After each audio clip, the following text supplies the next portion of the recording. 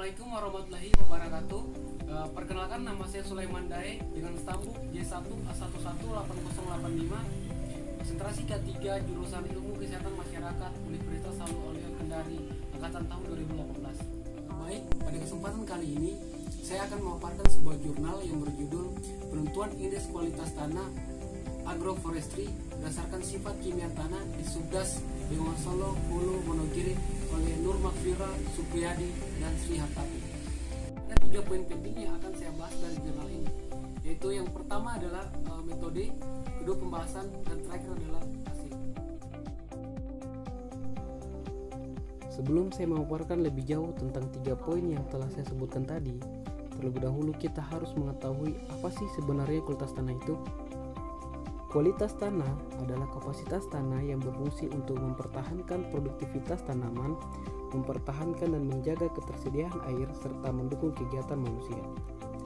Kualitas tanah yang baik akan mendukung kerja fungsi tanah sebagai media pertumbuhan tanaman, mengatur dan membagi aliran air, dan menjaga lingkungan yang baik pula. Oleh karena itu, tanah merupakan komponen penting dari keseluruhan ekosistem yang mendukung produksi tanaman dan menentukan kualitas ekosistem. Baik, kita lanjut ke 3 poin yang telah saya sebutkan sebelumnya, yaitu yang pertama, metode. Dalam jurnal ini, lokasi pengambilan sampel ditetapkan dengan metode stratified random sampling dengan menggunakan satuan peta lahan berdasarkan overlay antara peta penggunaan lahan agroforestry, peta sebaran jenis tanah, dan peta kemiringan lereng, dan hasilnya mendapatkan 14 titik dari overlay tersebut. Pengambilan sampel tanah dilakukan secara purposive sampling. Sifat kimia tanah yang dianalisis dalam jurnal ini meliputi pH, daya hantar listrik, kapasitas tukar kation, kadar karbon organik, nitrogen total, fosfor tersedia, kalium tersedia, serta kejenuhan basa yang berupa natrium, kalium, magnesium, serta kalsium.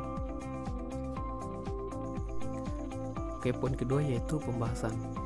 Dalam jurnal ini, indeks kualitas tanah pada tiap SPL ditentukan dengan cara menjumlahkan hasil perkalian skor sifat kimia tanah terpilih dengan indeks bobot. Indeks bobot merupakan nilai tertinggi yang terdapat pada tiap kolom PC terpilih.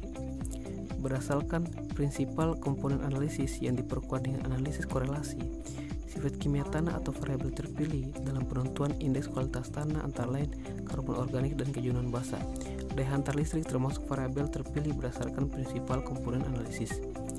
Kemasaman tanah juga termasuk variabel terpilih karena sifat tanah ini merupakan sifat yang penting dan paling berpengaruh terhadap sifat kimia tanah lain.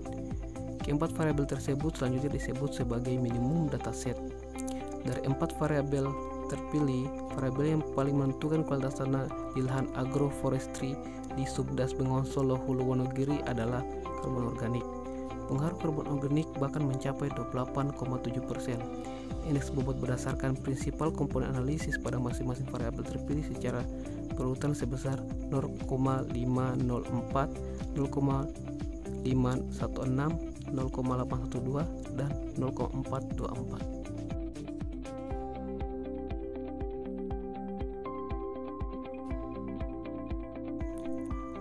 Poin yang ketiga yaitu hasil.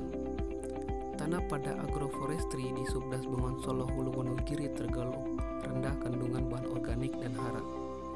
Namun kandungan fosfor tergolong tinggi dan kandungan kalium sudah di atas batas minimum. Tingginya kandungan fosfor diduga dipengaruhi aplikasi pupuk pada awal masa tanam. Indeks kualitas tanah agroforestry di kawasan Subdas Bengawan Solo, Hulu berdasarkan sifat kimia tanah paling tinggi pada tipe silvopastoral.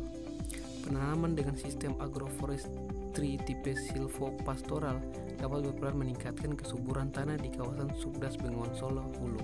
Meskipun demikian, masih diperlukan perbaikan dan peningkatan pengelolaan untuk mendapatkan hasil yang lebih baik. Indeks kualitas tanah agroforestry tipe agrosilvopastoral dan agrosilvikultur lebih rendah daripada hutan pinus, sehingga dapat dikatakan bahwa penanaman dengan kedua tipe agroforestry tersebut tidak berperan meningkatkan kesuburan tanah. Itulah ulasan singkat dari saya. Semoga apa yang saya sampaikan dapat bermanfaat untuk teman-teman. Sekian saya ucapkan terima kasih. Wassalamualaikum warahmatullahi wabarakatuh.